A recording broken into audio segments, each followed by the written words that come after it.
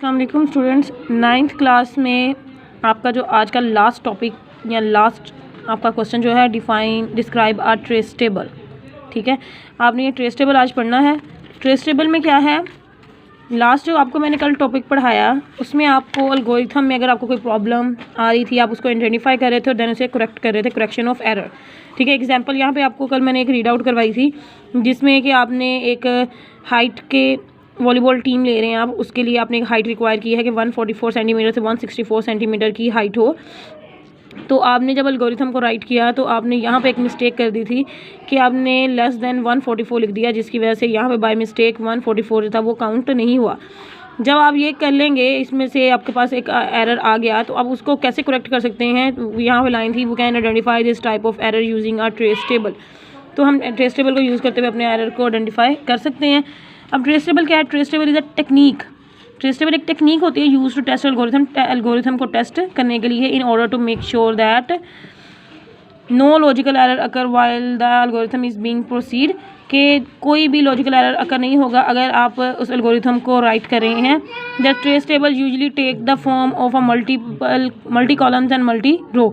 तो इसमें मल्टीपल रोज multiple columns होते हैं, जैसे कि आपके सामने ये मैं एक ट्रेस टेबल आपके सामने नज़र आ रहा होगा जिसमें स्टेप बाय स्टेप लिखा हुआ है, स्टेप 1 से लेकर स्टेप 7 तक टोटल जितने हैं काउंट में आपके नंबर्स लिखे हुए हैं, ऑल हाइट्स लिखी हुई हैं, और यहाँ पर हाइट्स आपकी 1 बाय 1 कंसीडर कर देनी है उन्होंने। ठीक है, तो टेबल जो है with each row showing name of data and each row showing values, यानी हर जो एक टेबल है, एक जो कॉलम है वो एक का नेम और एक की वैल्यूज़ को शो कर रहा होगा। हम इस टेबल को डिफाइन करते हैं कि इसमें कैसे कैसे है। The blank mean there is no change.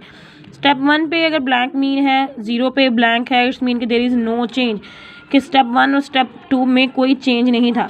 यहाँ पे देखें आप, अगर आपको समझ आए, स्टार्ट और स्टेप काउंट टू 0, ये दोनों स्टेप्स में कोई भी चेंज नहीं है, तो ये सेम एज इट इज़ ही लिख दिए जाएंगे। स्टेप 3 पे उन्होंने आपको वैल्यूज़ दी थी, तो आपने यहाँ पे इनकी सारी वैल्यूज़ लिख देनी है। ठीक है, इसके बाद स्टेप 4 पे क्या है कि अब फर्दरली आप क्या करेंगे, स्टेप 4 अगेन एक स्टेप लिखने के बाद आप इनकी वैल्यूज़ एक एक करके पुट करते जाएंगे, 154, 140, 155, 164, ऐसे स्टेप बाय स्टेप। देखिए स्टेप 5 में है ना ये सारी वैल्यूज़, स्टेप 4 में, तो आप स्टेप 4 बार बार लिखेंगे और स्टेप 4 के आगे उनकी वैल्यूज़ पुट करते जाएंगे, और यहाँ पे काउंट में आप ऐसे ही नंबर्स देते जाएंगे।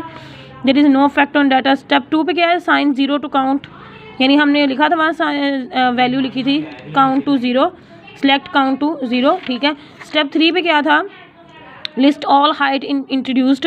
स्टेप 3 पे हमने टोटल हाइट को इंट्रोड्यूस करवा दिया था। ठीक हो गया। In step 4 there is no change in both count and all height but the 154 is stored.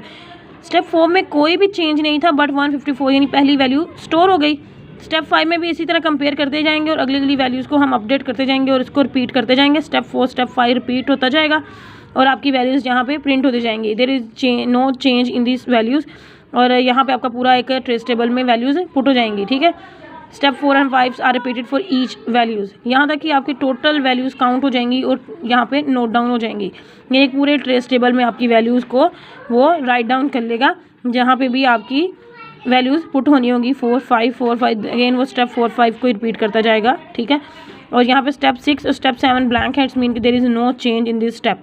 ठीक है, यहाँ तक कि आपकी ये पूरी बात खत्म हो गई, ये पूरा चैप्टर आपका कंप्लीट हो गया है। आपने इसे टॉपिक वाइज ही करना था जैसे मैंने आपको करवाया, लेकिन आपको मैंने लास्ट बता दिया कि ये इसका लास्ट क्वेश्चन भी था, तो आपने इसको भी अच्छे से कर लेना है। इसका बेसिकली डेफिनेशन ही मोस्ट इंपॉर्टेंट है, आप तो सिर्फ डेफिनेशन को अच्छे से याद कर लीजिएगा। ये एक्सप्लेनेशन वगैरह इसकी एग्जाम वगैरह में इतनी नहीं आती, आपने इसकी डेफिनेशन कर लेनी है बेसिकली यहाँ तक, रो तक। ठीक है, और इस चैप्टर को अच्छे से रिवाइज़ कर लेना है, याद कर लेना है। अगर इसमें कोई प्रॉब्लम है तो आप मुझसे डिस्कस कर लें कि इसमें कौन सी चीज़ आपको इशू क्रिएट कर रही है। अपनी बुक से मैच करके कीजिएगा, क्योंकि आपके पास IT सीरीज़ की बुक है और मेरे पास BTV की बुक है।